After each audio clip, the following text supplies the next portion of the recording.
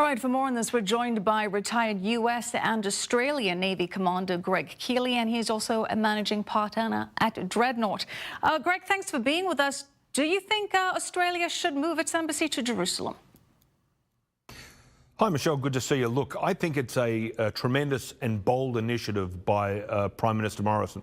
As your reporter said, he's been in office about 8 weeks, and this is a real step forward, I think, in the relationship, not just with Israel, but also with the United States. And so, in answer to your question, yes, I do think it's the right move for Australia to make right now.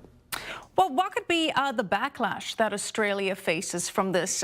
Because it could already potentially jeopardize free trade negotiations that are taking place with Indonesia on the one hand, and then on the other hand, Israel could be upset that this does come along with recognizing East Jerusalem as a Palestinian capital. Right, both good questions.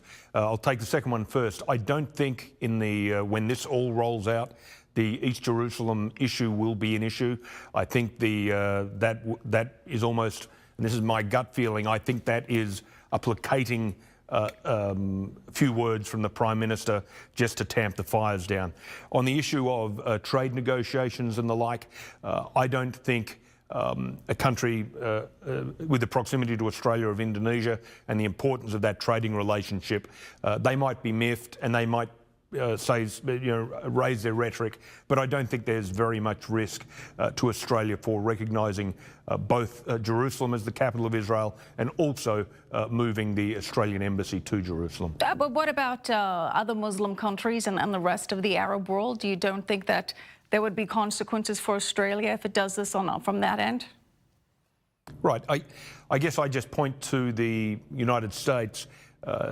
After the rhetoric died down across the Middle East about their move to Jerusalem in May, there's been no obvious retribution or cost that they're paid.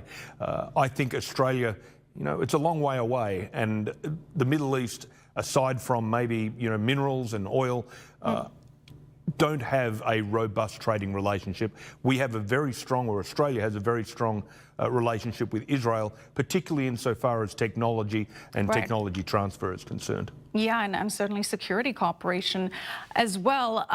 Greg, keeping in mind that this comes in the context of a by-election, and certainly American presidents have made the promise on the campaign trail. Former President Bush, Clinton, Obama, they all made the promise. Only President Trump kept it. Right. How much of this do you think, though, could just be campaign talk, and is it likely that it would amount to action? My guess is yes. Scott Morrison is a very driven individual, and I think you'll find if he's putting this out there, this isn't just to win a lower house seat in Parliament. This is because he thinks it's the right thing to do. I think it's the right thing to do, and I think Australia will do it. All right. Thanks for being with us as always, Commander Greg Keeley. Appreciate it.